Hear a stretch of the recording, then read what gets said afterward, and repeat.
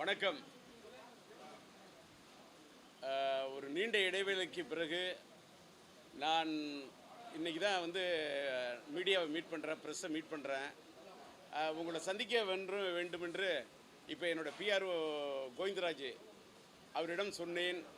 அது ஒரு குறிப்பிட்ட தேதி தான் ஃபிக்ஸ் பண்ணணும்னு சொல்கிறாங்க. முன்ன மாதிரிலாம் இல்லை. முன்னெல்லாம் நான் கூப்பிட்டாக்க உடனே நினச்ச நேரத்துக்கு கூப்பிட்டா உங்களை மீட் பண்ண முடிஞ்சது. அந்த தேதி கரெக்டாக இப்போ பிஆர்ஓ யூனியனில் வேறு அவர் இருக்கார். டேட்டை முன்கூட்டியே ஃபிக்ஸ் பண்ணி கிட்டத்தட்ட ஒரு மாதத்துக்கு முன்னாடி ஃபிக்ஸ் பண்ணி இன்றைக்கி நான் உங்களை சந்திக்கிறேன். மகிழ்ச்சி. இது பேசுகிறதுக்கு ஒரு சின்ன வார்ம்-அப் ஆகிறதுக்கு இதை பேசினேன்.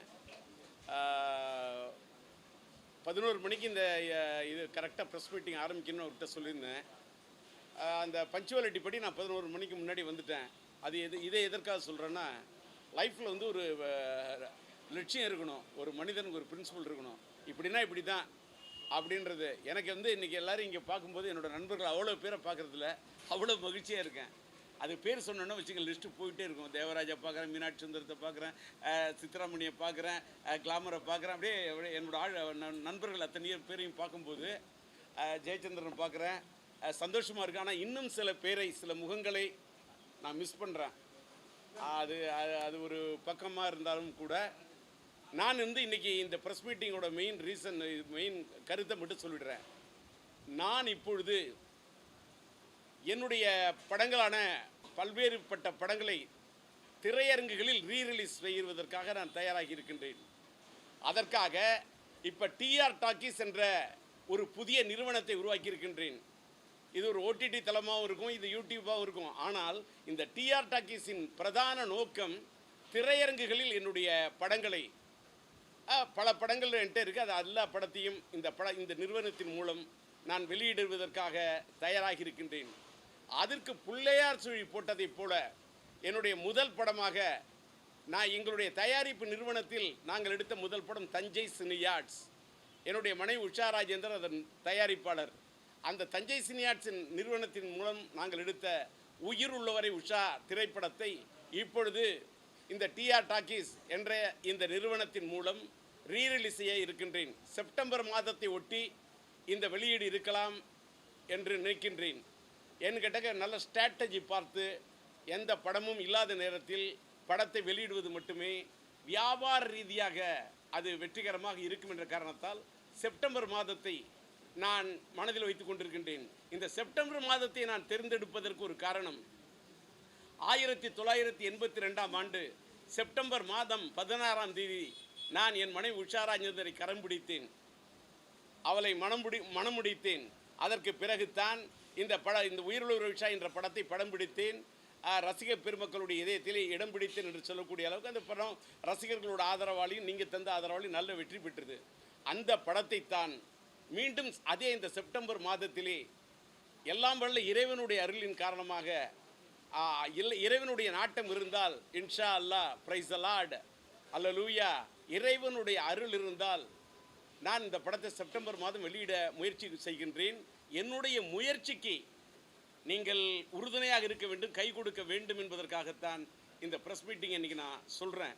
இதில் முதல் படமாக நான் உயிருள்ள விஷா படத்தை வெளியிடுவதற்கு முயற்சியை மேற்கொண்டாலும் இந்த படத்தை நான் ஃபுல்லாக கிட்டத்தட்ட ஒரு 38 நாள் பாடல்களையும் ரீரெக்கார்டிங்கையும் ஃபுல்லாக ரீஸ்ட்ரக்சர் பண்ணி ஃபுல்லாக இன்றைக்கி இருக்கக்கூடிய மாடர்ன் சவுண்டில் டிஜிட்டலாக என்னென்ன பண்ணுமோ அத்தனையும் பண்ணி, அது மட்டும் இல்லை படத்தை 4K ரெசல்யூஷன் படம் டால்பியில் 5.1 7.1 அந்த அளவுக்கு இன்றைக்கி டோட்டலாக ஒரு நவீன மயத்துடன் இந்த படத்தை உருவாக்கி இருக்கின்றேன்.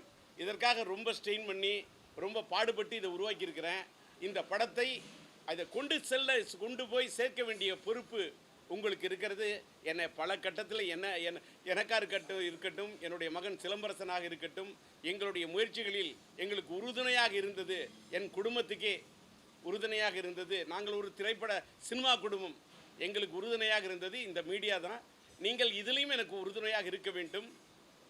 ஃபஸ்ட்டு உயிருள்ள விஷ படத்தை நான் வெளியிடுகிறேன் என்று சொன்னால், இதை தொடர்ந்து மைதிலி என்னை காதலி, ஒரு தலை ராகம், என் தங்கை கல்யாணி, ஒரு தாயின் சபதம், சம்சார சங்கீதம், காதல் அடிவதில்லை, இது நம்மாளு, மோனிஷா மோனலிசா, சொன்னால்தான் காதலா, சரவணா, எங்க வீட்டு வேலன், போன்ற எண்ணற்ற படங்களை இந்த திரையரங்குகளில் ரிலீஸ் பண்ணுறதுக்கு தயாராகிட்டேன். அதோட வேலை தான் பிரம்மாண்டமாக பண்ணிக்கிட்டு இருக்கேன். தொடர்ந்து இதை ஒரு பணியாக ஆற்ற வேண்டும் என்பதற்காக நான் இதை செய்திருக்கின்றேன். அது தொடர்ந்து எல்லா படமும் ஒவ்வொரு தருணத்தில் வெளியிடப்படும். இதில் இந்த ரீரிலீஸ் என்பது இன்றைக்கி ஒரு பெரிய ஒரு புதிய சகாப்தத்தை ஏற்படுத்தியிருக்கிறது.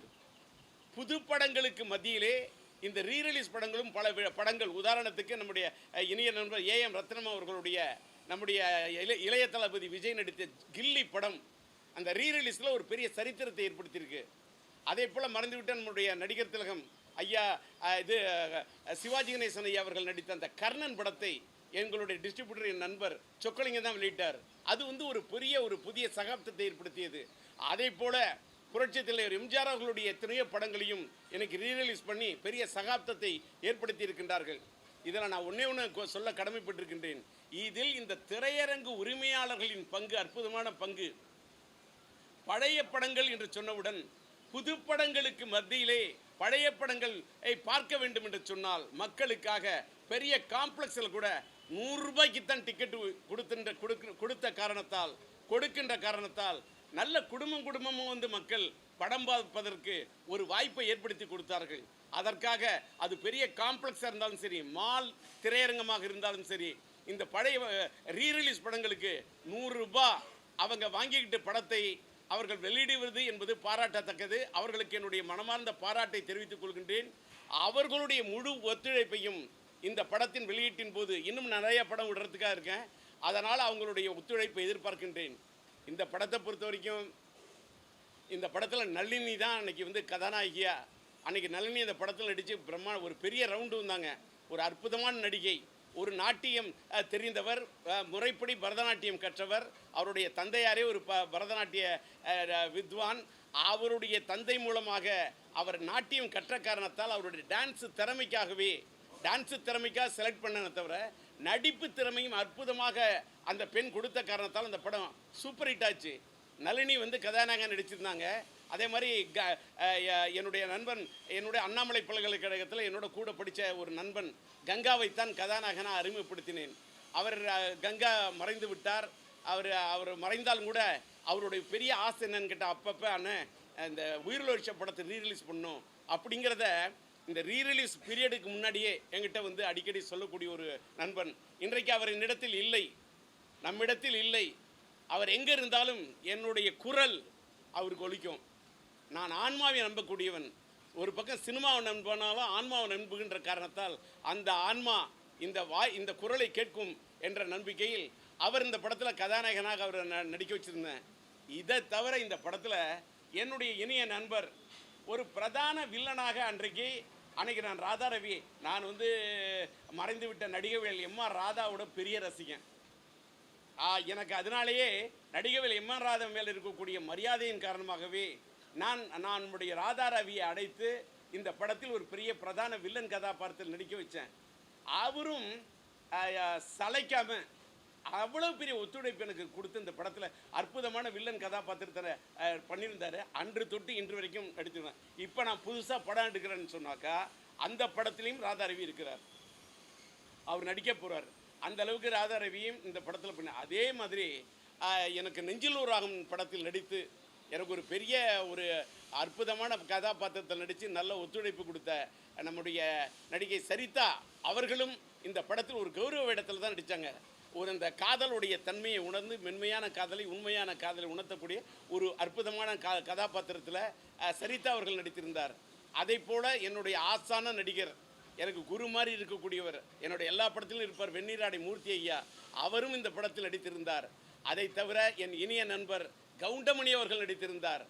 இதை தவிர மறைந்துவிட்டு என்னுடைய நண்பர்கள் வந்து எஸ் சந்திரன், உசலமணி, சந்திரன் பாபு, இடிச்சப்புலி செல்வராஜ் போன்ற எத்தனையோ நடிகர்கள் இந்த படத்தில் நடித்திருந்தார்கள். இந்த படம் அந்த காலகட்டத்தில் இளைஞர்களை ஒரு கல்லூரி காதல் கதை என்ற காரணத்தால் அந்த டீனேஜ் லவ் ஸ்டோரியில் வித்தியாசமான ஒவ்வொரு பாட்டும் வித்தியாசமான பாட்டு இருந்தது. அதனால தான் படத்துக்கு ப்ளஸ் பாயிண்ட்டு அந்த பாட்டு தான். அந்த பாடல்கள் 7 விதமான பாட்டு. வானத்தில் வந்து வானவில்லின் நிறம் 7 நிறம்னு சொன்னால் இந்த படத்தில் 7 விதமான பாட்டு, 7 விதமான தரம். ஏழும் ஏழு விதமான நிறம். அந்த அளவுக்கு அந்த படத்தில் பாட்டு ஒன்று ஒன்றும். அந்த பாட்டில் பார்த்தீங்கன்னா என்னுடைய இணைய நண்பர் பாடுநிலா பாலு, மறைந்துவிட்ட பாலு அவர்கள் இந்த படத்தில் எனக்கு பண்ண ஒத்துழைப்பு வாழ்க்கையில் மறக்கவே முடியாது. ஏன்னா அந்த கட்டடிப்பும் காலேஜுக்கு திரையரங்கத்தில் அந்த பாட்டு வந்து முடிஞ்சு போச்சுன்னு டைட்டிலில் போட்டேன். வேறு வழியே இல்லாமல் டைட்டிலில் போட்டேன். அந்த பாட்டு முடிஞ்சால் அந்த பாட்டு போயிடுச்சான்னு கேட்டுட்டு சினிமா தேட்டருக்குள்ளே வரத்துக்கே அந்த முதல் பாட்டு போயிடுச்சான், நம்ம அடுத்த ஷோக்கு வருவேன்னு. அந்த அளவுக்கு அந்த கட்டடிப்பும் காலேஜுக்கு பாட்டு அண்ணன் பாலு பாடி கொடுத்துருந்தார். அதே மாதிரி பாலனை வந்து இந்திரலோகத்து சுந்தரி ராத்திரி கனவினில் வந்தாலோ அந்த பாட்டும் பாலனை பாடி கொடுத்துருந்தாரு. அதே மாதிரி மோகம் வந்து தாகம் வந்து என்ற அந்த பாட்டு ஒரு மழை சாங்கு. அந்த பாட்டு அந்த காலத்தில் ஒரு பெரிய ரெக்கார்டை ஏற்படுத்துச்சு. அந்த பாட்டை அண்ணன் பாலு பாடி கொடுத்துருந்தாரு. அதே மாதிரி இந்த படத்தில் மறைந்துவிட்ட மலேசியா வாசுதேவன் அவர் என்னாடி பந்தாடும் பாப்பாக்களே எங்கள் முன்னாடி வந்தாடும் ரோஜாக்களே அந்த பாட்டை அவர் அது கலைக்கிருந்தார்.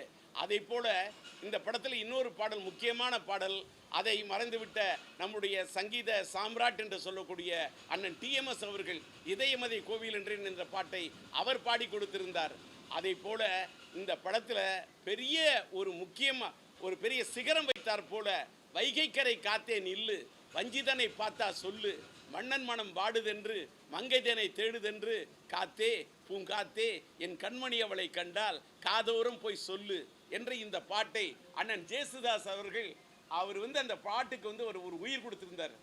பாட்டை அவருடைய அந்த குரலால் இழைத்து அப்படியே அந்த பாட்டை வந்து அப்படி இது பண்ணியிருந்தார். அந்த பாடல் அதுவும் அந்த பாட்டு வந்து ஒரு பெரிய சூப்பர் ஹிட் ஆச்சு. படம் ஹிட் ஆகிறதுக்கு அதுவும் ஒரு பெரிய முக்கியமான காரணம். அதே போல் இந்த படத்தில் லேடி வாய்ஸ்ன்னு சொன்னாக்க மோகம் வந்து தாகம் வந்து அந்த பாட்டை எனக்காக அந்த பாட்டையும் உன்னைத்தானே அடைப்பேன் என்ற அந்த பாட்டையும் நம்முடைய ஜானகி அம்மாள் அவர்கள் பாடி கொடுத்திருந்தார். அந்த குயில் ஓசைக்கு சொந்தக்காரரான ஜானகி அம்மாள் அந்த பாடலை பாடி கொடுத்திருந்தார்.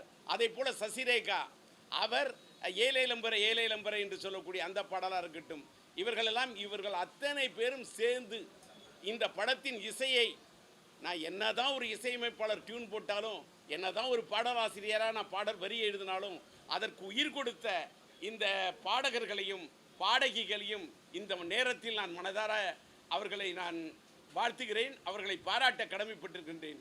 இந்த படத்தின் டிஜிட்டல் இசையை இந்த டோட்டலாக 7 பாட்டுக்கும் 7 விதமான புதிய நவீன டிஜிட்டல் இசையை பண்ணியிருக்கின்ற காரணத்தால் என்னுடைய சொந்த நிறுவனமாகிய டிஆர் டிஜி மியூசிக் என்ற நிறுவனத்தின் மூலம் இந்த படத்தின் பாடல்களை விரைவிலேயே வெளியிட இருக்கின்றேன். அதனுடைய வெளியீட்டு விழாவுக்கும் உங்களை நிச்சயமாக அழைத்து உங்களுடைய ஆதரவை அன்றைக்கு நான் கேட்பேன், திரட்டுவேன் என்ற நம்பிக்கையில் தான் இன்னைக்கு இந்த ப்ரெஸ் மீட்டை உங்கள்கிட்ட சந்தித்தேன்.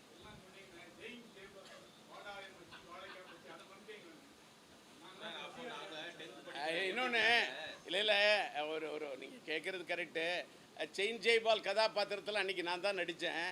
அந்த கதாபாத்திரத்தை மீனாட்சி சுந்தரமும் நம்ம தேவராஜ் அவர்களும், நான் இது எல்லாரை பற்றியும் பேசுகிறதுக்கு தான் டி ராஜேந்தர் தவிர நான் அந்த படத்தில் உயிருள்ள படத்தில் செயின் ஜெய்பால் கதாபாத்திரத்தை நான் நடித்தேன்னு என்னை பற்றி சொல்ல விரும்பலை. என்னை பற்றி சொல்லாத நீங்கள் சொல்கிறதுக்கு இருக்கீங்களே, இதை விட எனக்கு என்ன வேணும்? தேவராஜ் கேட்குறாரு, மீனாட்சி சுந்தரம் கேட்குறாரு, அதுதான் என்னுடைய கேரக்டருக்கு எனக்கு கிடைச்ச வாழ்க்கையில் வெற்றின்னு நினைக்கிறேன். என்ன சொல்லுங்கள்?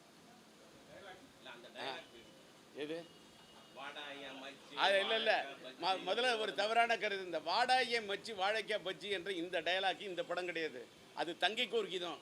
இந்த படத்தில் வந்த டயலாக் என்னன்னு கேட்டாக்கா, 1 2 3 எண்ணிக்க ஒப்பம் பேரை சொல்லிக்க இந்த வாங்கிக்க தாஸு நீ என்னையோட க்ளோஸு, இந்த டயலாக்லாம் தான் இந்த படத்தில் வந்தது. இந்த டயலாக் வந்து ஒரு ஃபைட்டு பண்ணக்குள்ள இந்த டயலாக்கை பேசி அந்த வில்லன்களை அடிக்கிற இந்த மெத்தடு அன்னைக்கு அந்த படத்தில் ரொம்ப ஒரு புதுமையாக பேசப்பட்டது. சின்ன பசங்கள்லாம் அத்தனை பேரும் அதை பார்க்கக்குள்ள 1 2 3 எண்ணிக்கை ஒப்பம் பேரை சொல்லிக்க இந்த வாங்கிக்க இந்த டயலாக்கு அந்த ஃபார்மேட்டு ஒரு புது ஃபார்மேட்டை அந்த படத்தில் உருவாக்கினேன். அதோடைய தொடர்ச்சியாக தான் என்ன பண்ணுறதுன்னு சொன்னாக்கா தங்கைக்கு ஒரு கீதம் படம், அந்த படத்தில் வாடாய மச்சி வாழைக்காய் பச்சி அதை யூஸ் பண்ணேன். இதை பார்த்தீங்கன்னா கவன் படத்தில் மறைந்துவிட்ட இயக்குனர் நம்முடைய கேவி ஆனந்த் அந்த டயலாக்கு வாடாய மச்சி வச்சே திருன்னு அதில் வச்சார். அதே மாதிரி பார்த்தீங்கன்னாக்கா நம்முடைய இளைய தளபதி படத்தில் வாடாய மச்ச மாஸ்டர் படத்தில் வைக்கிறாங்க. நான் என்ன சொல்ல வரேன், ஒரு படைப்பு என்பது ஒவ்வொரு காலகட்டத்தையும் மீறி நிற்கணும். அது நின்னா தான் அது அற்புதமான படைப்பு. அதை நீங்கள் கேள்வி கேட்டதுனால அதை சொல்கிறேன். இந்த இது அதாவது இன்னைக்கு தான் வந்து இந்த படத்தை ரீரிலீஸ் பண்ண போகிறேன்னு சொல்கிறேன். நான் தமிழ்நாடு பிரதானமாக இது பண்ணுறேன். இந்த படம் தெலுங்கில் வந்து பிரேமசாகரம் என்று அந்த காலத்தில் டப்பிங் செய்யப்பட்டு கிட்டத்தட்ட 2 ஆண்டு காலம் ஓடியது. 1 வருஷம் இல்லை, 2 வருஷம். ஒரு பெரிய சூப்பர் ஹிட் பிரேமசாகரம். அதனால இப்போ திரும்ப பிரேமசாகரத்தையும் தெலுங்கில் டிஜிட்டலைஸ் பண்ணி டோட்டலாக இது பண்ணி தெலுங்கில் ரிலீஸ் பண்ணுறதுக்கு அதுக்கான முயற்சி நடைபெறுது. எப்பவும் போல் என்னுடைய கர்நாடகா, கேரளா, இங்கே தமிழ் தான் ரிலீஸ் ஆகும். ஓவர்சீஸை பற்றி நான் இது வரைக்கும் நான் தீர்மானம் பண்ணலை. நான் இன்றைக்கே வந்து ஓவர்சீஸை பற்றி அப்படி இப்படின்னு பெரிய பில்டப்லாம் கூட சார், என்னுடைய ரேஞ்சுக்கு நான் ரொம்ப சாதாரண ஆள். என்னோடய படம் உயிர் விஷா இதை ரீரிலீஸ் பண்ணுறதுக்கு ட்ரை பண்ணுறேன். எனக்கு திரையரங்கு உரிமையாளர்கிட்ட எனக்கு ஒரு சின்ன ஒரு இது இருக்குது. நான் நிறைய படங்களை ரிலீஸ் பண்ணியிருக்கேன். சிம்பு சினி ஆர்ட்ஸ் மூலமாக நிறைய படத்தை ரிலீஸ் பண்ணியிருக்கேன். இந்த படமும் தமிழகம் முழுவதும் சிம்பு சினி ஆர்ட்ஸ் மூலமாக வெளியிட முயற்சி பண்ணுறேன். அதில் கூடவும் என்னோட சேர்ந்துக்கிறதுக்கு சில விநியோகஸ்தர்கள் வர தயாராக இருக்கிறார்கள். அவர்களோட ஒத்துழைப்பில் ரிலீஸ் பண்ணுறதா இருக்கேன். எதுங்க? நான் ப்ரெஸ் மீட்டிங் தான் கொடுக்க வந்திருக்கேன் சார்.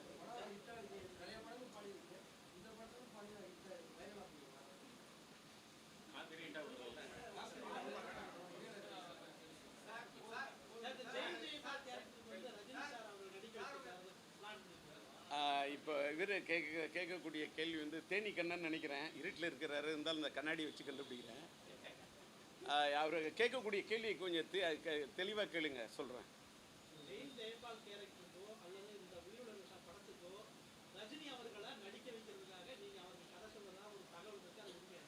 தகவல் இருக்குது, உண்மையாக நீங்கள் கேட்குறீங்க. இப்போ என்னன்னு கேட்டாக்கா, யூடியூப்பில் சோஷியல் மீடியாவில் பார்த்தீங்கன்னா எது உண்மை எது இது வதந்தி அப்படின்னு தெரியாத அளவுக்கு எல்லாரும் நியூஸை பரப்புகிறாங்க. ஆனால் நான் வந்து இதில் இப்போ இன்றைக்கி வந்து இந்த கட்டத்தில் உயிருள்ள ஒரு விஷயம் படத்தில் நான் இன்றைக்கி இப்போ இந்த செயின் ஜெய்வால் கதாபாத்திரத்தில் நான் நடிப்பதற்கு ஒரு விதத்தில் இன்டைரக்டாக மறைமுகமாக எனக்கு உதவி பண்ணதே சூப்பர் ஸ்டார் ரஜினி தான் சொல்லுவேன். ஏன்னு கேட்டால் உண்மையை சொல்கிறேன். நான் வந்து சினிமாவில் ஒருதலை ராகம் படத்துக்கு வரத்துக்கு முன்னாடியே நான் 2 பேர் 2 கண்ணன் முன்னாடியே பேட்டி சொன்னேன். கமலும் ரஜினியும், அந்த உலகநாயகன் சூப்பர் ஆக்டர் கமலும் சூப்பர் ஸ்டார் ரஜினி அவர்களையும் மனசில் வச்சுக்கிட்டு தான் ஒவ்வொரு கதாபாத்திரத்தையும், இந்த ரஜினி இந்த டயலாக் பேசினா எப்படி இருக்கும், கமல் இந்த டயலாக் பேசினா எப்படி இருக்கும், ஸ்ரீதேவி பேசினா இப்படி நான் வந்து சினிமா உலகத்தில் ஒருதலை ராகத்துக்கு வர்றதுக்கு முன்னாடியே நான் வந்து ஒரு மிமிக்ரி ஆர்டிஸ்டாக இருந்ததுனால ஒவ்வொரு டயலாக்கும் ஒரு வில்லன் கேரக்டர் வேறு எம்ஆர் ராதா மாதிரி பேசி வைப்பேன், எம்என் நம்பியார் மாதிரி பேசி காட்டுவேன். இப்படி ஒவ்வொரு அதே மாதிரி ஒரு ஒரு ஒரு என்னுடைய மனசில் வந்து ஒரு பெரிய இடத்த பிடிச்சது கமலும் ரஜினி அன்னைக்கு. ஏன்னா நான் கல்லூரியில் படிக்கக்குள்ள அந்த இளமை ஊஞ்சலாடுகிறது படமாக இருக்கட்டும், அது அந்த 16 வயதிலே படமாக இருக்கட்டும், கமல் ரஜினி மேலே ஒரு பெரிய அதோட தாக்கம் எனக்கு ரொம்ப அதிகமாக இருந்தது. அதனால் யான் வந்து அவர்களோட ரசிகர்களாக இருந்த விட எனக்கு ஒரு பெரிய இதுன்னு கேட்டால், ரஜினி மாதிரி வந்து ஒரு பண்பான மனிதரை பார்க்க முடியாது. நானும் ரஜினி அவர்களும் ஒருதலை ராகும் காலத்திலிருந்து நல்ல நண்பர்களாக இருந்தோம். என்னுடைய ரயில் பயணங்கள் படத்தை மறைந்துவிட்ட இயக்குனர் சிகரம் பாலச்சந்திர ஐயா அவர்கள் படம் பார்த்து விட்டு அப்படி ரொம்ப பாராட்டியிருந்தார். அதே மாதிரி மேனா தியேட்டரில் அந்த படத்தை பார்த்து விட்டு நல்ல பாராட்டினது யாருன்னு கேட்டால் என் இனிய நண்பர் ரஜினி. அந்த அளவுக்கு பாராட்டினார். பாராட்டினது மட்டும் இல்லை, ஒரு காம்பினேஷனில் டிஆரோடைய இந்த டயலாக் ஸ்டைலில் எனக்குன்னு இந்த டயலாக் ஒரு இது பண்ணி போட்டு ஒரு இது பண்ணணும் ராஜேந்தர் அப்படின்னாரு. அதனால தான் ரஜினிக்காக நான் ஒரு கதையை தயார் பண்ண சொல்ல அவர் சொன்னார், எனக்கு கொஞ்சம் காட்சிட்டு ரொம்ப டைட்டாக இருக்குது, நான் வேணால் ஒரு கெஸ்ட் ரோல் இமீடியட்டாக உங்களுக்கு பண்ணி கொடுத்துறேன் ராஜேந்தர் அப்படின்னாரு. உடனே சரின்னு சொல்லிட்டு இந்த படத்தை நான் தயார் பண்ணி இந்த கதையை ரெடி பண்ணிட்டு போனேன். அந்த கதாபாத்திரம் செயின் ஜெய்பால் கதாபாத்திரத்தை போய் அவர்கிட்ட சொன்னேன். ஏவிஎம் ஜி தேட்டர்னு நினைக்கிறேன், டப்பிங்கில் இருந்தார். கதையை கேட்டார். இறைவன் இதாக சொல்கிறேன் சொன்னால் நம்ப மாட்டீங்க, கதை அவருக்கு ரொம்ப பிடிச்சி போய் அப்படியே கட்டி பிடிச்சி நம்ம பண்ணுறோம், உங்களுக்கு டேட் என்னன்றதை நான் அலர்ட் பண்ணுறேன் அப்படின்னு சொன்னார். அப்போ உடனே டைலாக்கு சொன்னால் நம்ப மாட்டீங்க, அப்படியே 1 2 3 எண்ணிக்க ஒப்பம் பேரை சொல்லிக்க, இந்தா வாங்கிக்க சக் அப்படின்னுவேன்.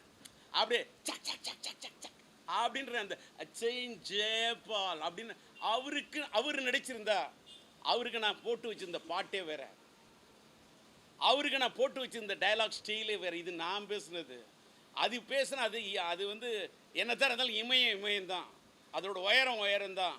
அவரு தான், அவருக்காக நான் பண்ணி வச்சிருந்த அந்த அந்த கதாபாத்திரத்தை தான் நான் வந்து என்னன்னு கேட்டாக்கா நடிக்கிறேன்னு ஒத்துக்கிட்டாரு. எல்லாமே கன்ஃபார்ம்டு.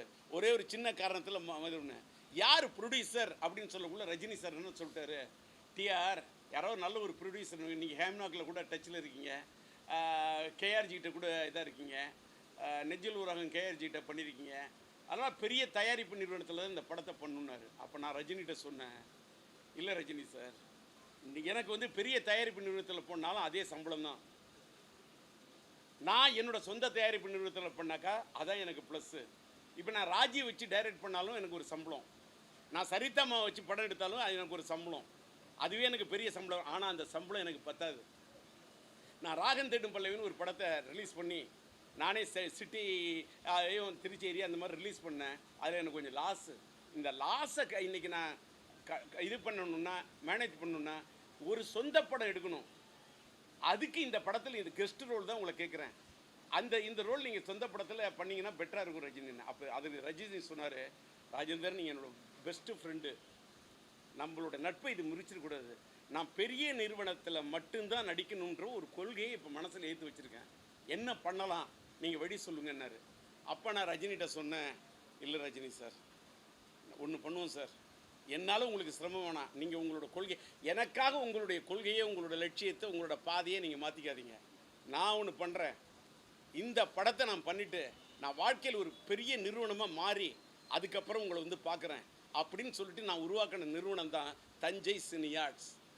ரஜினி சாருக்காக பண்ணி வச்சுருந்த அந்த கதையை கொஞ்சம் எனக்கு தகுந்த மாதிரி மாற்றம் பண்ணி, அவருக்குன்னா வேற, எனக்குன்னா அது கொஞ்சம் மாற்றம் பண்ணி நான் பண்ண கேரக்டர் தான் செயின் ஜெயபால்.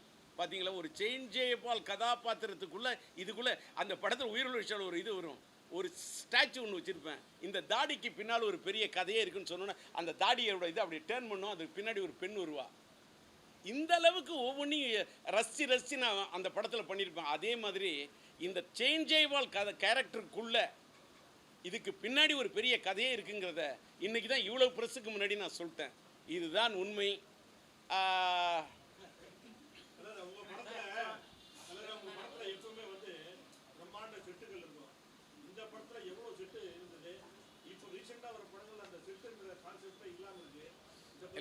இல்லை இதுலேயும் வந்து இப்போ நான் பின்னாடி ஒரு தங்கை கோரிக்கைதான் மைதிலினை காதலி ஒரு தாயின் சௌதம் மென்தங்கிகளின் சம்சார சங்கீதம் சாந்தியான சாந்தி எங்கள் வீட்டு வேலன் பெற்றெடுத்து பிள்ளை தாய் தங்கை பாசம் மோனிஷா மோனலிசா சொன்னால் தான் காதலை விதிலை வீர எல்லாத்துலேயும் பிரம்மாண்டமான சிட்டு போட்டுருப்போம். அது வேற பேட்டர்ன். உயிருள்ள ஒரு ஷாவோடைய பேட்டர்னை A to Z love sir. First ஃப்ரேம்லேருந்து லாஸ்ட்டு ஃப்ரேம் வரைக்கும் காதல் கதையை அங்கே இங்கே எதுவுமே நவரவே விட மாட்டேன். அந்த காதலுக்குள்ளேயே போயிட்டு பாட்டு ஒன்று ஒவ்வொரு பாட்டுக்கும் ஒரு பேட்டர்னு அதை பண்ணது தான் படத்தோட வெற்றி. இந்திரலோகத்து சுந்தரி அந்த பாட்டுக்கு அந்த மீது ஏழேலம்பரம்னா தேட்டரில் எழுந்துச்சு ஆடியன்ஸ் வந்து ஒரு பெரிய எழுச்சியை பெறக்கூடிய அளவுக்கு அதோட மியூசிக்கு கொடுத்துருந்தேன். அதனால் அந்த படத்தில் பண்ண மியூசிக்கு அந்த படத்தில் பண்ண பாட்டுக்கு பண்ணியிருந்த ட்ரெண்டு ஸ்டைலு வேறு, பின்னாடி படங்களில் போட்ட செட்டோட ஸ்டைல் வேறு.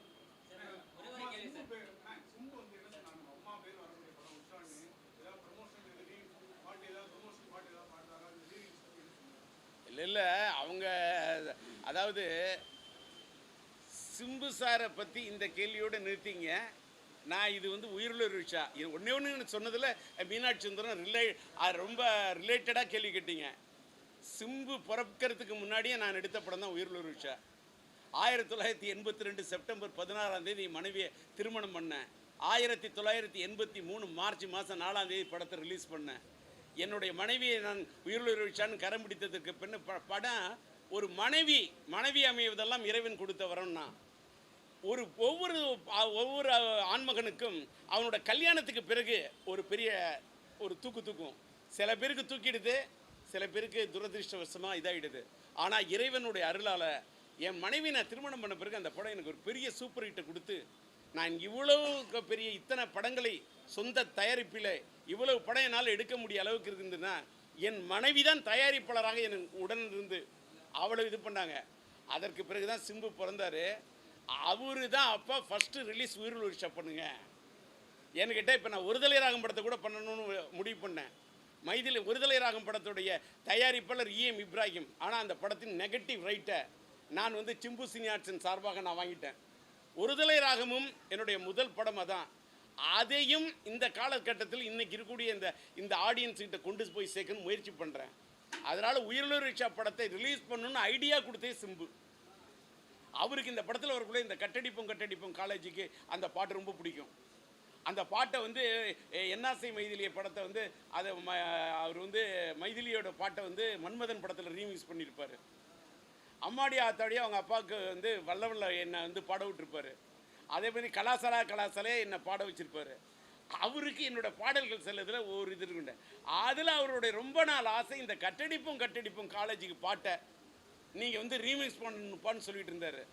அவருடைய ஆசைக்காக தான் இந்த பாட்டை ரீமிக்ஸ் பண்ணியிருக்கேன்.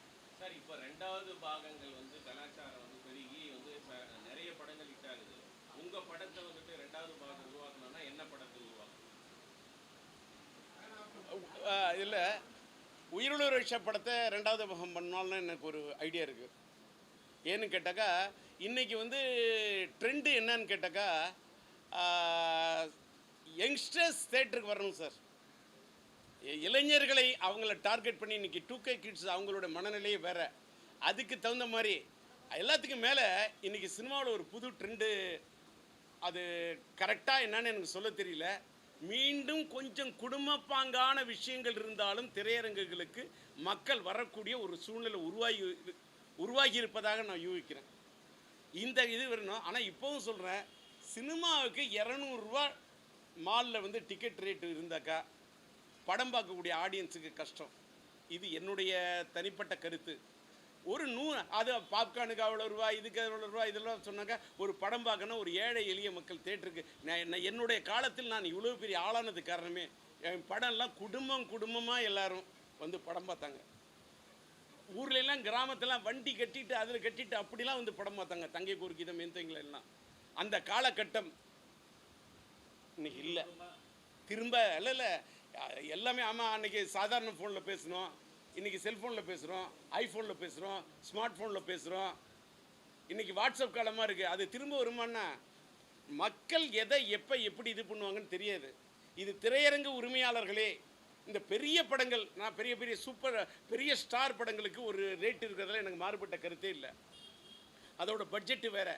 சாதாரண படங்களுக்கு பட்ஜெட்டு சப்ஜெக்டை மட்டுமே நம்பி எடுக்கக்கூடிய படங்களுக்கு, இந்த பழைய படங்களுக்கு 100 ரூபா டிக்கெட் விற்கிற மாதிரி இந்த சின்ன பட்ஜெட் படங்களுக்கு ஒரு முன்னுரிமையை திரையரங்கு உரிமையாளர் கொடுக்க வேண்டும் என்பது என் கோரிக்கை.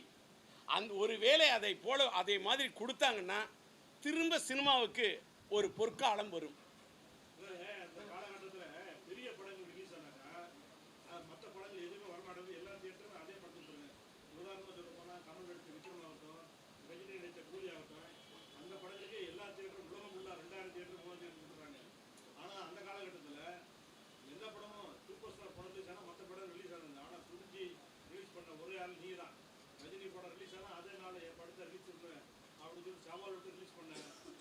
நான் இதில் ஒரு மாறுபட்ட கருத்து.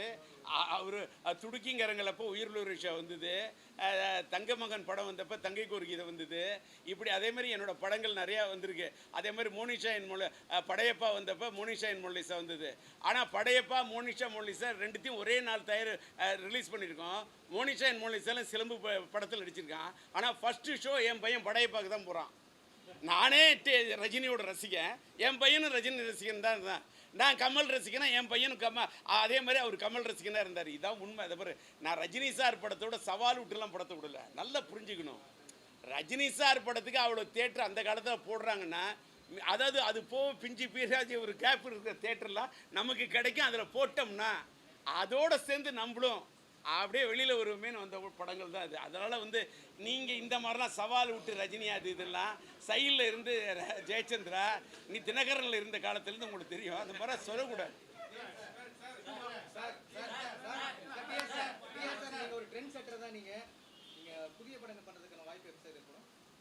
புதிய படம் பண்ணுறதுக்கான முயற்சியை நான் பண்ணிக்கிட்டு இருக்கேன். அதுக்கான ஏற்பாடு 3 வருடமாக பிரம்மாண்டமான செட்டுகளை நான் என்னுடைய டிஆர் கார்டில் டிஆர் சிம்பு கார்டில் செட்டு பிரம்மாண்டமாக போட்டுக்கிட்டு இருக்கேன். ஒரு லவ் ஸ்டோரி தான் எடுக்க போகிறேன். அதற்கான அதுக்கும் நான் வந்து இதில் இந்த உயிரிழந்த விஷயத்தை நீங்கள் டைல்யூட் பண்ணிடக்கூடாதுங்கிறதுக்காக நான் பேசலை. நான் அதற்காக ஒரு ப்ரெஸ் மீட்டிங் வச்சு என்னன்னு கேட்டால் இன்றைக்கி வந்து நீங்கள் கேட்டதுனால சொல்கிறேன், அவ்வளவு புதுமுகங்களை அறிமுகப்படுத்தினேன்னா இன்றைக்கி சினிமா உலகத்தின் நிலைமையை பார்க்க உள்ள ரொம்ப வேதனைப்படுறேன். காமெடி நடிகர்களுக்கு இந்த பஞ்சமா? ஏன் இந்த நிலைமை? எனக்கு உயிரோட படத்தில் பார்த்தீங்கன்னா சாதாரண ஒரு சம்பளத்துக்கு தான் அண்ணன் கவுண்டமணி நடிச்சிருப்பாரு, எஸ்.எஸ். சங்கர் நடிச்சிருப்பாரு. என் படங்கள் நான் இடிச்ச புலி செல்வராஜை பயன்படுத்துகிறவங்க யாரும் பண்ணியிருக்க மாட்டாங்க. இந்த படத்தில் குண்டு மனோகர் நடிச்சிருப்பாரு, இந்த படத்தில் வந்து வெந்நீராடி மூர்த்தி நடிச்சிருப்பாரு. இப்போ என்னோட பிரதான நோக்கமே நான் வந்து ஒரு 4 கதாநாயகி அறிமுகப்படுத்துகிறேன் சார். நான் புதுசாக எடுக்கிற படம் எடுத்தால் எடுப்பதற்கு முயற்சி செய்கின்றேன். இறைவன் அருள் இருந்தால், இறைவன் நாட்டம் இருந்தால் படம் எடுப்பேன். எடுத்தா புதுமுகங்கள். ஆனால் செட்டு பிரம்மாண்டமான செட்டு. அது மட்டும் இல்லை, டோட்டலாக ஒரு கிரீன் மேட் ஸ்டுடியோ இது பண்ணி டோட்டலாக ஏஐயில் chat with GPT modern technology miss பண்ணி பிரம்மாண்டமான படம் எடுக்கிறதுக்கு முயற்சி பண்ணுறேன். இதில் புது புது காமெடியன்களை உருவாக்குறேன். Total love story, youth love story புதியவர்களுக்கு அறிமுகப்படுத்துறதுக்கு முயற்சி பண்ணுறேன். அதற்கான ஏற்பாடை பண்ணணும்னு நான் கோவிந்தராஜிட்ட சொல்லிட்டேன். அவரே நிறைய படத்துக்கு பிஆர்ஓ இருக்கிறாரு, அவர் சரியாக அந்த வேலையை பார்த்துட்ருக்காரு. இருந்தாலும் அதனால் புதுமுகங்களை வச்சு அந்த படம் எடுக்க போகிறோம். அவர் இடையில இந்த கேள்வி கேட்டார். இந்த உயிரிழந்த ரிக்ஷா படத்தை டைல்யூட் பண்ணாமல் இருக்கிறதுக்கு இதோட முடிச்சுங்க.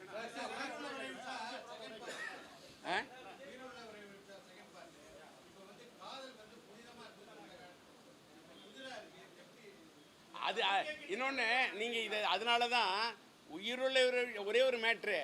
இன்னைக்கு நீங்கள் இந்த கேள்வி கேட்குறான்னு சொல்ல, இந்த விஷயத்தை அன்னைக்கு காதல் புனிதமாக இருந்தது, அன்னைக்கு காதல் முக்கியத்துவமாக இருந்தது, அன்னைக்கு காதல் அழுத்தமான காதல்.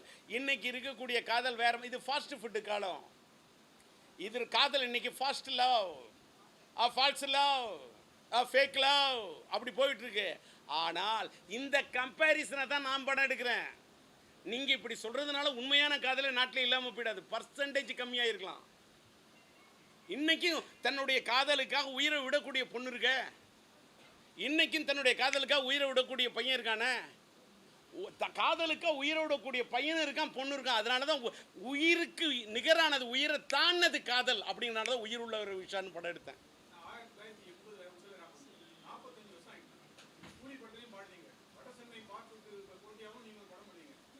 அது இன்னொன்று அல்ல, இது கரெக்டு. அது அந்த படத்துக்கு அது ஏன்னா இது மாதிரி எப்படி அப்படியே சைடில் எப்படி இப்படி கொம்பு சுவீங்க ஏங்க? அதெல்லாங்க ஏங்க அதான் வேண்டாம்.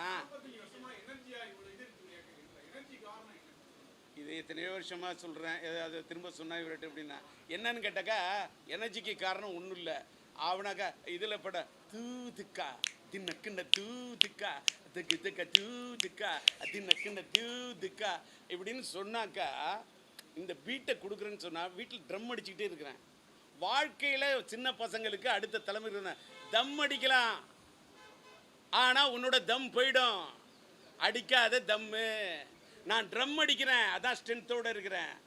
தம் அடிக்க மாட்டேன், தண்ணி அடிக்க மாட்டேன், தனி மனித ஒழுக்கத்தை இழக்க மாட்டேன். அதனால தான் டிஆர் இன்னைக்கும் அதே எனர்ஜியோடு இருக்கேன். இடையில யாரோ அவருக்கு உடம்பு சரியில்லை, அப்படி இல்லை, அவரால் நடக்க முடியாது, அவரால் பேச முடியாது, அவருக்கு முடியலாம், ஒன்றுமே இல்லாமல் இந்த மாதிரிலாம் 1000 நக்கல் நையாண்டி கிசு கிசு கிசுங்கல் என்ன வேணா வரட்டும், நானாக இருப்பேன்.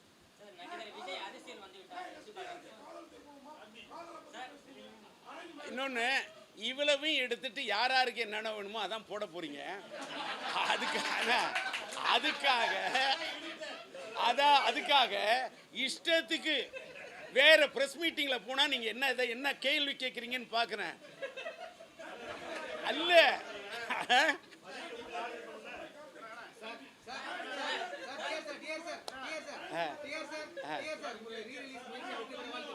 இன்னொன்று, நான் வந்து உங்களை கஷ்டப்பட்டு கூப்பிட்டு நான் ஒரு ரீரிலீஸ் பண்ணுறேன், ஒரு டிஆர் டாக்கீஸ்னு ஒரு நிறுவனத்தை ஒரு ஓடிடி ஆரம்பிக்க போகிறோம், அதிலே ஒரு யூடியூப் நடத்துகிறேன். டிஆர் டாக்கீஸ்ன்ற படம் இது மூலமாக கிட்டத்தட்ட ஒரு 10-12 படத்தை ரீரிலீஸ் பண்ண போகிறேன். இதுதான் என்னுடைய டார்கெட்டு. அதுக்காக தான் உங்களை கூப்பிட்டேன். ஆனால் உங்களுக்கு நான் வந்து ஏதோ இந்த காலத்தில் படம் பண்ணுறேன்னா நான் என்ன வடசென்னைக்கு போட்டியாக படம் பண்ணுறேன்னு சொன்னேன்னா ஏயா எஸ்டிஆர் எங்க டிஆர் எங்கய்யா வெற்றிமாறனுங்க டிஆர் எங்கய்யா கூலி பாடத்தில் வந்து ப்ரமோஷன் பாடினா அனிருத் வந்து அடுத்த தலைமையில் அனிருத் என் பையனுக்கு ஃப்ரெண்டு. அனிருத் வந்து எனக்கு ஃப்ரெண்டுயா. ட்ரெண்ட் இல்லை, அனிருத் எனக்கு ஃப்ரெண்டு. அதனால அவர் என்னை கூப்பிட்டு பாட அதெல்லாம் ஒரு அன்பால் பாட வைக்கிறது. அம்மாடி ஆத்தாடி அப்பா நீ தான் பண்ணணும்னு என் பையன் சொல்கிறாரு. என்ன காரணம்? அவங்க அப்பாவோட வாய்ஸ் அவருக்கு பிடிக்குது, எனக்கு என் பையனோட வாய்ஸ் பிடிக்குது. இதான் அதில் இது அவர் நன்றி சார். இல்லை இது ஐயோ இன்னொன்று சார் தயவு செய்து இன்னொன்று அப்படி கிடையாது. ஒவ்வொரு காலகட்டத்தில் மனிதன் ஒவ்வொரு டைப்பாக இருப்பான். நான் வந்து ஒரே ஒரு விஷயம் இதை மட்டும் பஞ்சா சொல்கிறேன். நான் அமெரிக்காவுக்கு போய் 3 இயர்ஸ் பேக் நான் அமெரிக்காவுக்கு போய் ட்ரீட்மெண்ட் எடுக்கிறதாவே இல்லை, நான் இங்கே எடுத்துக்கிறேன்னு சொன்னேன். ஏன் பையன் அவர் ஆசைப்பட்டார். அப்பா வாழ்க்கையில் நீங்கள் ஆசைப்பட்டது எல்லாமே நீங்கள் செஞ்சுருக்கீங்க. நான் ஒரு மகனாக உங்கள்கிட்ட கேட்குறது ஒன்றே ஒன்று தான். ஒரு தந்தைக்காக நீங்கள் இங்கே ஒரு ட்ரீட்மெண்ட் எடுக்கலாம், எனக்காக நீங்கள் வெளிநாட்டில் போய் அமெரிக்காவில் தான் ட்ரீட்மெண்ட் எடுக்கணும்னு சொன்னார். அப்போ நான் ஒரு வார்த்தை சொன்னேன், இல்லை சிலம்பு எதாக இருந்தாலும் நான் இங்கேயே ட்ரீட்மெண்ட் எடுத்துக்கிறேன். ஒரு வேளை எனக்கு ஏதாவது ஆனால் கூட என்னுடைய என் தாய்மண்ணில் தான் எதாக இருந்தாலும் இருக்கணும்னு. என் பையன் இல்லை நீங்கள் அமெரிக்காவில் ட்ரீட்மெண்ட் எடுக்கணுன்னாரு. அமெரிக்காவில் போய் நான் ட்ரீட்மெண்ட் எடுத்தது என் வாழ்க்கையில் இறைவன் எனக்குள்ளே ஒரு பெரிய மாற்றத்தை பண்ணிட்டான். எனக்குள்ளே ஒரு பெரிய சேஞ்சை கொடுத்துட்டான். நான் மாறிட்டேன். நான் இப்போ இந்த கேள்வி கேட்குறேன், மாறிட்டேன். நான் இப்போ மேக்சிமம் அனாவசியமாக எதுக்கும் போகக்கூடாது. வம்பு எல்லாருக்கிட்டையுமே காட்டணும் அன்பு. எனக்குள்ளே வந்துடணும் அந்த மாதிரி ஒரு பண்பு. இதான் எனக்குள்ளே எனக்கு ஏற்பட்ட மாற்றம். இவ்வளோ நேரம் நல்லா அமைதியாக இருந்தேன். இப்போ மட்டும் இந்த இது பண்ண ஏன்னு கேட்டால் இந்த மாதிரி எங்கள் வீட்டில் சொல்லி அனுப்பிச்சாங்க, நீங்கள் எமோஷ்னலாக ஆகாதீங்க, எமோஷ்னலாக ஆகக்கூடாது அப்படின்னு. இப்படி இதற்கே எமோஷ்னலாக ஆகக்கூடியதுல நீங்கள் இந்த அரசியல் கிரசியல் அதெல்லாம் எனக்கு வேணாம்.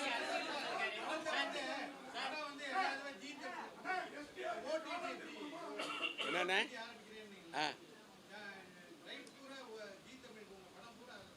இல்லை ஒரு நிமிஷம். ஜீ தமிழில் வந்து நீங்கள் நல்லா புரிஞ்சுக்கணும். ஜீ தமிழில் வந்து என்னோடய படங்கள் எல்லாமே கொடுத்துருந்தேன். அந்த கொடுத்துருந்த படங்கள் ஃபஸ்ட்டு ஒரு 10 வருஷத்துக்கு கொடுத்தேன், அடுத்து ஒரு 10 வருஷத்துக்கு கொடுத்தேன். இப்போ அந்த படங்கள்லாம் அவங்கள்ட்ட முடிஞ்சிருச்சு. இப்போ ஜீ தமிழில் அந்த படங்களோட ரைட்டு இல்லை, என்கிட்ட தான் இருக்குது. எல்லாத்த விட பார்த்தீங்கன்னா யூடியூப்பில் எந்த விதமான ரைட்டுமே இல்லாமல் ரொம்ப டிஆர் லெஜெண்ட்ரின்னு போடுறாங்கன்னா எந்த ரைட்டு யார்கிட்ட வாங்கினாங்க? என்னமோ பண்ணிக்கிட்டு இருக்காங்க. அதற்காகத்தான் முறைப்படுத்தி என்னோட படங்கள் எல்லாத்தையும் என்னோட டிஆர் டாக்கீஸில் முறைப்படுத்தி ஏற்றி வைக்கணும்னு ட்ரை பண்ணுறேன்.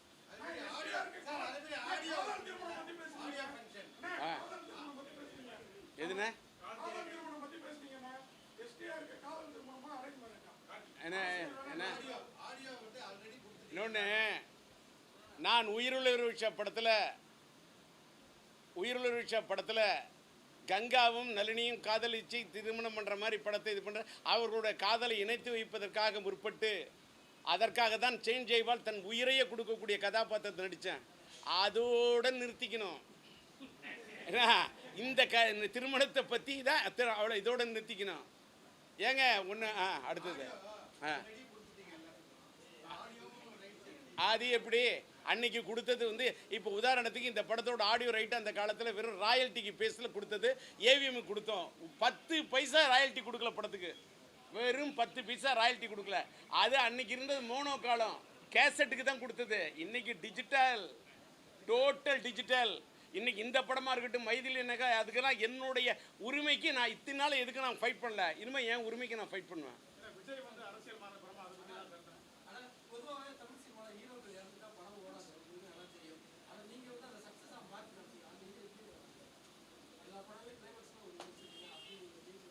மீனிங்கே தப்பாக கேட்குறீங்க.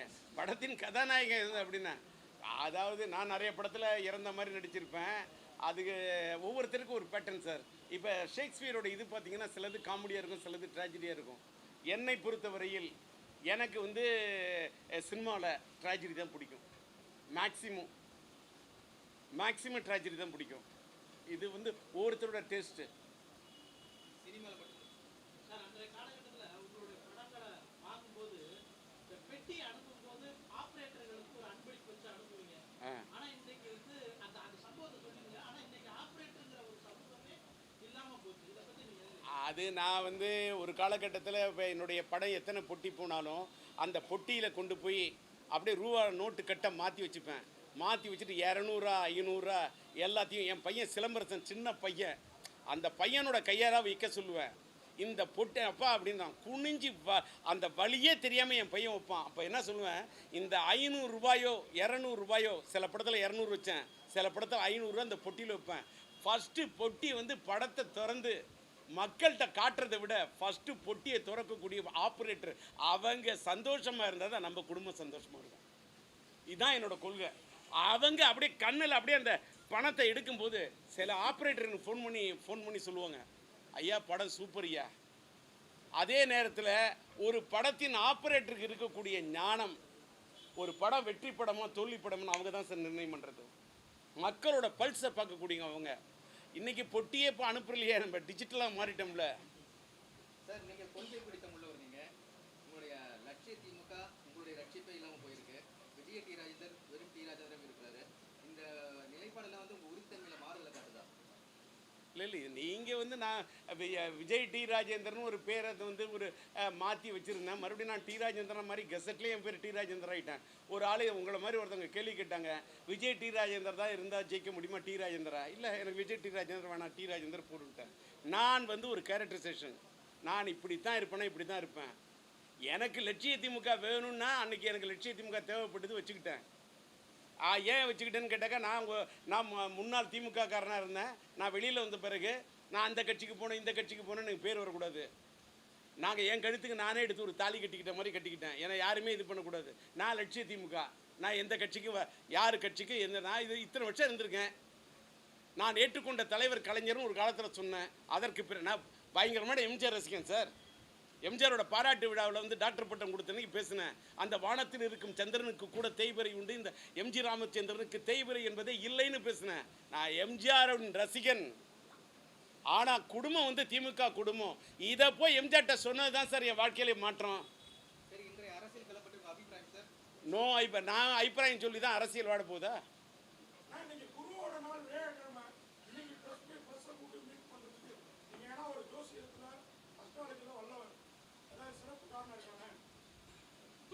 இது அதாவது இதை பாரு நண்ப தேவராஜெல்லாம் சிரிக்க ஆரம்பிச்சிட்டாரு. அதாவது இதோட முடிச்சு இது பாரு, நீ கேட்ட கேள்வி எல்லாத்துக்குமே பதில் சொல்லிட்ட.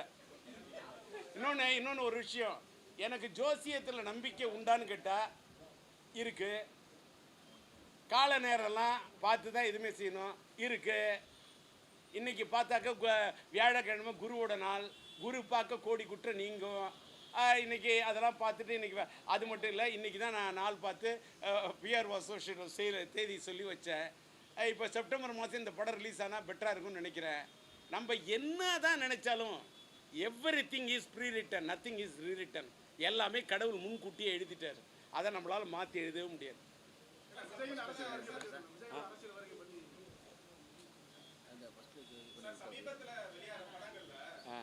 இதை பாருங்க, விஜய் சார் எனக்கு நல்ல நண்பர்.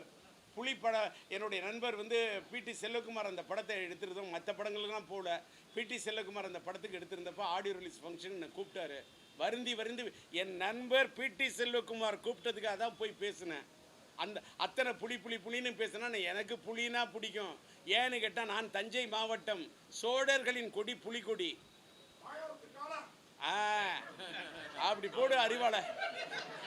ஆக மொத்தம் நீ மாயிரத்தம் பக்கத்துலேருந்து தான் வந்திருக்க, நான் கண்டுபிடிச்சிட்டேன். அதை எப்படி அடிக்கிற பாரு. அது ஊரில் போய் இது இல்லை உயிரில் விஷயம் தெரியாதனமா இந்த உயிரில் விஷயம்ல கட்டடிப்போம் காலேஜுக்கு காதலிப்போம் மேரேஜுக்குன்னு ஒரு பாட்டை வச்சுட்டேன். இதுக்காக நீ காலேஜுக்கே போகாம கட்டடிச்சிட்டேன்னு தேவராஜ் சொல்ற தேவையா?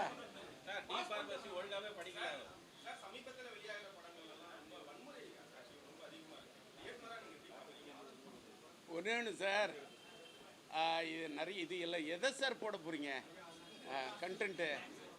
அதாவது ஒரு மேட்ரு நல்லா சினிமாவில் தெரிஞ்சுங்க சார். ஒவ்வொரு காலகட்டத்தில் மக்கள் ஒவ்வொரு விதமான படங்கள் பார்ப்பாங்க. இன்னைக்கு இந்த ஆக்ஷன் ஒரு இங்கிலீஷ் படம் மாதிரி ஆக்ஷன் ஓரியன்ட் படம் மாதிரி இருக்கணுன்ற ஒரு இது வருதுன்னா, படங்களுடைய சாயலே அதை பார்த்து இதை பார்த்து கொரியன் படம் பார்க்கலாமா, இங்கிலீஷ் படம் பார்க்கலாமா, அதை பார்த்து எடுக்கக்குள்ள சீனே அந்த மாதிரி தானே சார் வரும். ரீசன் இதுதான். எங்களோட காலகட்டத்தில் நானாக இருக்கட்டும், இயக்குனர் பாரதி ராஜாவாக இருக்கட்டும், பாக்கியராஜா இருக்கட்டும், ஆர் சுந்தரராஜனாக இருக்கட்டும், எங்களோட காலகட்டத்தில் வந்து நாங்கள்லாம் படம் பண்ணுனா ஃபேமிலி ட்ராமா அப்படி இப்படி இன்னைக்கு அது இருக்கக்கூடிய யதார்த்தமான விஷயங்களை வச்சு அன்றைக்கி கதை பண்ணோம். இன்றைக்கி ட்ரெண்ட் அது ஒரு ட்ரெண்டு, அது ஒரு காலம். அதே தான் சினிமா பண்ணணும்லாம் சட்டம் கிடையாது. ஜெகன்மோகினின்னு ஒரு படம் ஓடணும், ஜெயமாலினி அம்மா அந்த படத்தில் நடித்தாங்க.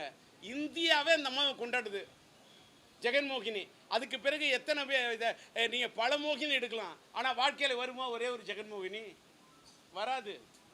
ஒவ்வொரு காலகட்டத்தில் ஒரு படம் ஓடும். அதற்காக அதே மாதிரி படம் தான் எல்லா படம் ஓடுலாம் கணக்கே போடாதீங்க. சினிமா பார்த்து சினிமா படம் எடுக்கிறவங்க இயக்குநர்கள் சார், அவர்களோட ரசனையை தாண்டி காசு கொடுத்து படம் பார்க்கக்கூடிய ஜனங்க தான் சார் எஜமானர்கள்.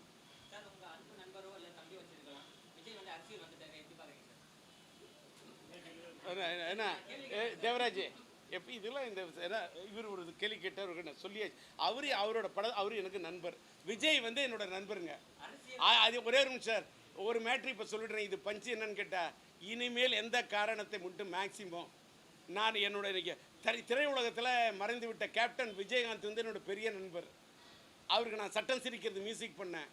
அவருக்கு நான் வந்து கூலிக்காரன் படத்தில் மியூசிக் பண்ணேன். இந்த அரசியல் என்ற இதில் அதுவும் சில பத்திரிகைகளில் பண்ண கூத்தால என்னோட நட்பும் அவருடைய நட்பும் பிரிஞ்சுது. ஆனால் எங்கள் 2 பேரோட நட்பையும் ஒட்டி வச்சது என் பையன் சிலம்பரசன். கேப்டனும் எங்கள் அப்பாவும் இப்படி இருக்கக்கூடாது அப்படின்னு எங்கள் 2 பேரும் திரும்ப ஒரு பாலமாக இருந்து என்னை இணைச்சி வச்சது என் பையன். அன்னைக்கு என் பையன் சொன்ன ஒரு காரணத்துக்காக நான் அப்போ ஒரு முடிவு பண்ணேன். எந்த காரணத்தை முன்னிட்டும் இந்த அரசியலுக்காக என்னுடைய திரையுலகத்தில் இருக்கக்கூடிய யாரோட நட்பையும் இனிமேல் நான் இழக்க விரும்பல. அது சூப்பர் ஸ்டார் ரஜினியாக இருக்கலாம், சூப்பர் ஆக்டர் கமலா இருக்கலாம், நம்முடைய இளைய தளபதி விஜயா இருக்கலாம், யாரவனாக இருக்கலாம். என்னுடைய அரசியலுக்காக என்னுடைய திரையுலக கலை உலகம் என்பது இது ஒரு பறந்தது.